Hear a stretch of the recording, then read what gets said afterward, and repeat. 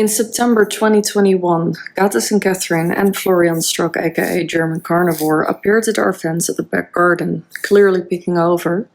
See the pictures of my CCTV, and later testified by Catherine indeed they had planned on kidnapping my son and me, torture and kill him in front of me, and thank goodness this type of people often tells you in advance. He had threatened to kill him, even in text, see screenshots, so as soon as I saw them on my camera, they ran when they looked into it. I arranged for us to live in the shelter. Less than a month after moving into our new home we loved. It was devastating. It gets worse, because we were the only people that already had a home. They sent us back after about 9 weeks. Within 30 hours of our arrival back home, Goatis arrived with a stranger at our door. Obviously, I didn't threaten to kill you. Why would you say that? I have everything recorded, so don't lie. Okay. I know I never said that, so... There's literally no motive here. Like, I begged them and I talked to you, right? I just broke up with Catherine. I was super sad. You knew that there, and I talked a lot of shit, and then... It wasn't the first time that you threatened to kill your child either. I have WhatsApp conversations. Why would you fucking say something so stupid? I have it, all the proof, so don't lie. Okay. Then the proof would already be online or whatever.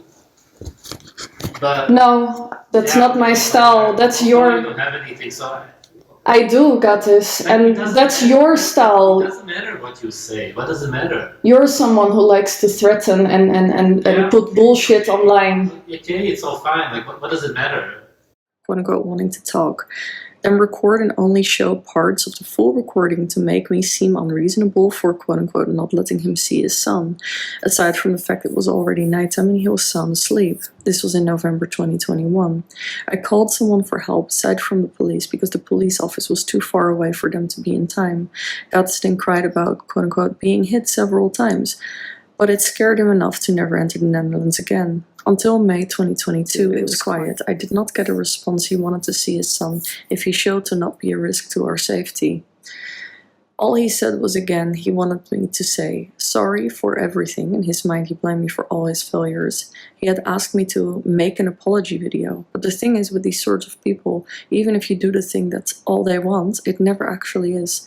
You do it and they'll torment you. Especially as he had tried to forget about his son, even said publicly he doesn't have a son, but the people wouldn't forget. They kept asking where he is, and Goatis kept traveling, trying to deny him. It would not work. He had to get rid of him.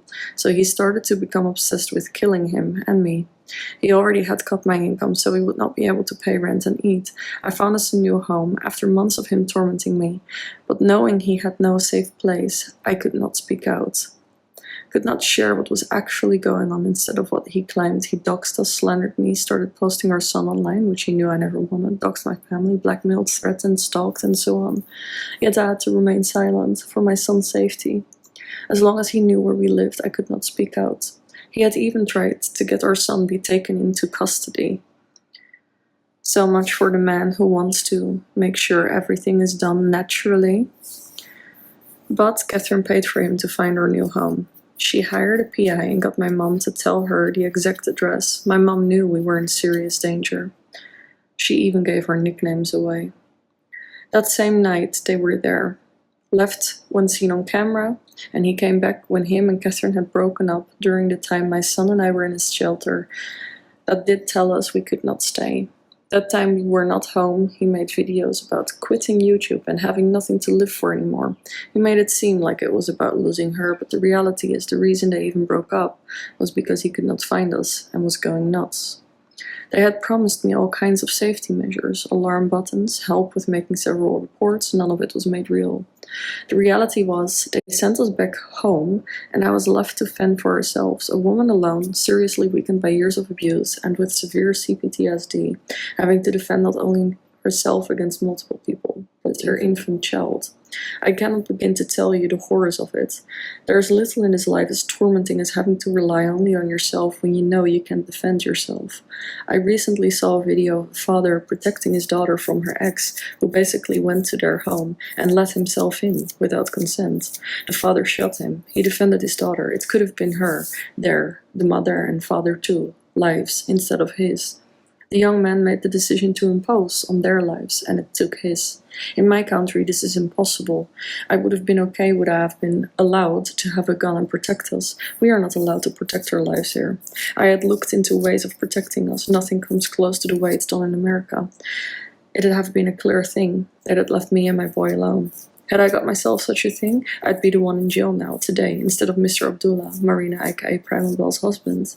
That video really made it clear again to me in what vulnerable position we had been, with no help and not allowed to help ourselves.